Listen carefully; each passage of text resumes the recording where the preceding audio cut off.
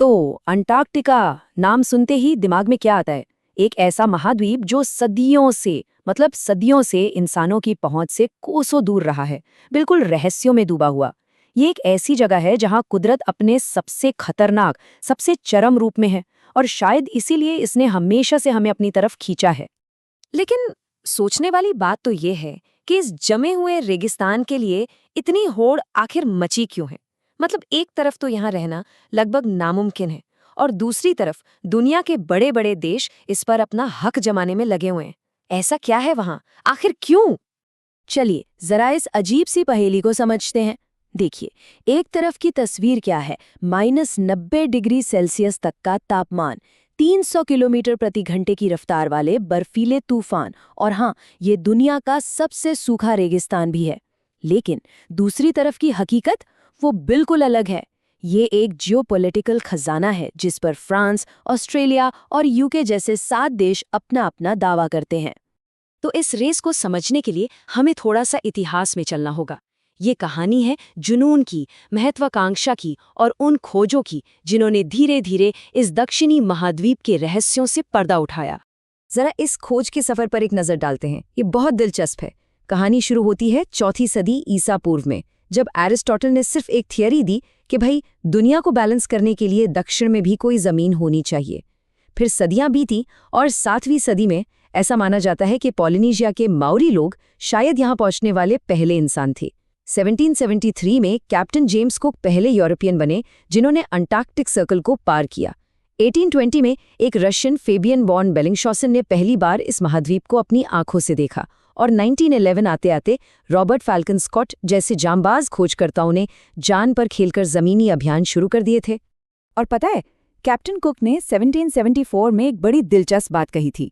उन्होंने कहा, मैं ये कहने की हिम्मत कर सकता हूं कि कोई भी इंसान मुझसे आगे जाने की जरूरत नहीं करेगा, और दक्षिण में जो भी जमीनें हैं उन्हें कभी भी नहीं खोजा जा सकेगा। सोचिए वो कितने गलत साबित हुए, पर यह दिखाता है कि उस जमाने के खोजकर्ताओं के लिए यह चुनौती कितनी बड़ी, कितनी नामुमकिन सी लगती थी। फिर आई 20वीं सदी और ये होड़, ये तो जैसे एक पागलपन बन गई। देश अब आर्थिक ताकत और संसाधनों के लिए दौड़ रहे थे। वर्ल्ड वॉर 1 के बाद कई देशों ने तो बाकायदा अपनी टीमें भेजी ताकि वो जमीन पर अपना हक जमा सकें। हद तो तब हो गई जब 1939 में नाजी जर्मनी ने हवाई जहाज़ों से अपने झंडे गिराकर इलाके पर दावा ठोक दिया। और फिर वर्ल्ड वॉर 2 के बाद यहाँ रिसर्च स्टेशन बनने लगे और यहीं से नई नई खोजों का एक नया दौर शुरू हुआ। तो ये तो हुई इंसानी होड़ की कहानी। अब जरा हटकर उन अविश्वसनीय कुदरती रहस्यों की बात करते हैं जो बर्फ की इस मोटी चादर के नीचे दबे पड़े हैं।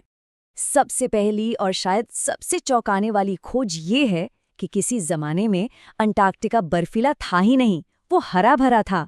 जी हाँ, यहाँ ऐसे पेड़ों के फॉसिल्स मिले हैं जिनसे पता चलता है कि करीब 9 करोड़ साल पहले अंटार्कटिका घने हरे भरे जंगलों से ढका एक गर्म महाद्वीप हुआ करता था।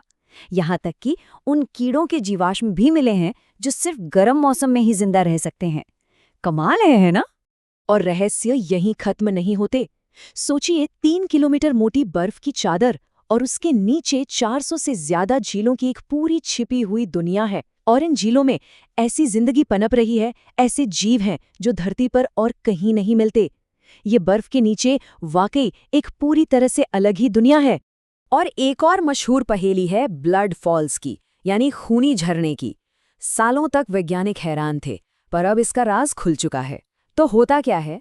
पहला स्टेप, एक ग्लेशियर के नीचे लोहे से भरपूर बहुत ज्यादा खारा पानी फंसा हुआ है और इसका बाहरी दुनिया से कोई लेना देना नहीं है। दूसरा, इस पुराने पानी में ऑक्सीजन बिल्कुल नहीं है। और तीसरा, जो सबसे अहम है, जब ये पानी धीरे धीरे बाहर रिसता है तो जैसे ही ये हवा और सूरज की रोशनी के संपर्क में आता है, इसमें मौजूद लोहा ऑक्सीडाइज हो जाता है। मतलब उसमें फौरन जंग लग जाता है और उसका रंग खून जैसा लाल हो जाता है। सिंपल साइंस, पर देखने में कमाल। अब हाँ, कुछ थ्योरीज ये भी हैं कि बर्फ के नीचे कोई पुरानी सभ्यता दबी है या फिर यूएफओ छिपे हैं। खैर, उन बातों को छोड़ते हैं क्योंकि जो असली रहस्य हैं और जो डॉक्यूमेंटेड हैं वो कहीं ज्यादा पॉलिटिकल हैं। और यहीं से कहानी एक नया मोड़ लेती है।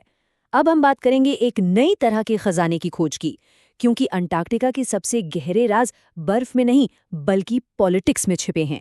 देखिए, 1959 में एक अंटार्कटिक ट्रीटी साइन हुई थी। ये एक इंटरनेशनल एग्रीमेंट है जो साफ साफ कहता है कि अंटार्कटिका का इस्तेमाल सिर्फ शांतिपूर्ण कामों के लिए होगा।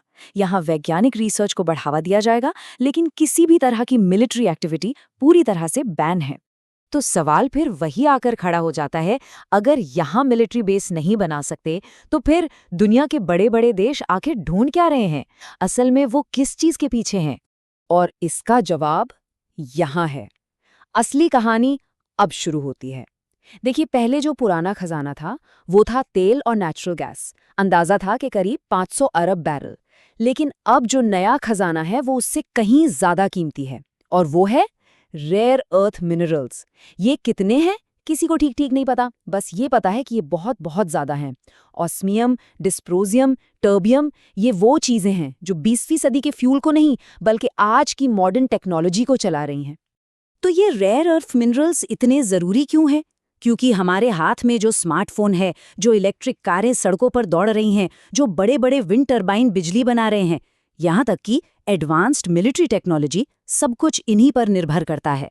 असल में ये ग्रीन एनर्जी की तरफ जा रही दुनिया की बुनियाद हैं, और इसी भविष्य पर कंट्रोल करने की दौड़ ही दुनिया की बड़ी ताकतों को अंटार्कटिका के इन बर्फीले तूफानों के बीच खींच लाई है। अब आखिर में बात करते हैं इस बर्फ के भविष्य की, क्योंकि ये पिघलता हुआ महाद्वीप हमारी दुनिया को किस तरह बदलने वाला है, ये समझना बेहद जरूरी है। जरा इस एक आंकड़े पर गौर कीजिए, 15%। अंटार्कटिका के चारों ओर जो दक्षिणी महासागर है वो दुनिया भर के कुल कार्बन एमिशन का 15% हिस्सा अकेले सोख लेता है। मतलब ये हमारी धरती के क्लाइमेट को कंट्रोल करने में एक बहुत बहुत जरूरी भूमिका निभाता है। लेकिन यहाँ एक अजीब सी बात है, जैसे जैसे ग्लोबल वार्मिंग की वजह से ये बर्फ पिघल रही है, वो सारे संसाधन जो पहले पहुंच से बाहर थे अब धीरे धीरे सामने आ रहे हैं। और सिर्फ यही नहीं, नए और बहुत जरूरी शिपिंग रूट्स भी खुल सकते हैं जो पूरी दुनिया के व्यापार का नक्शा ही बदल कर रख देंगे। तो आखिर में सवाल यही बचता है कि जैसे जैसे ये बर्फ पिघलेगी, इसके नीचे दबे और कौन-कौन से राज बाहर आएंगे, और इन राज के साथ क्या नए झगड़े और संघर्ष भी सामने आएंगे। अंटार्कटिका का भविष्य अभी लिखा जाना बाकी है।